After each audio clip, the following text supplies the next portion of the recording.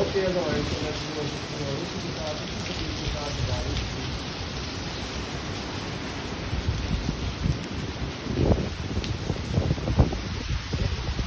देखो दोस्तों ये बारिश का तूफान चल रहा है दोस्त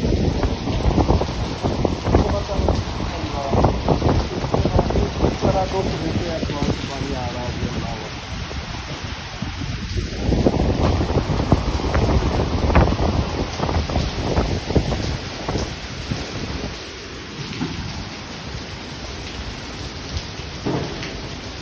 अली वालेकुम अस्सलाम। मेरे दोस्तों दोबारा आपको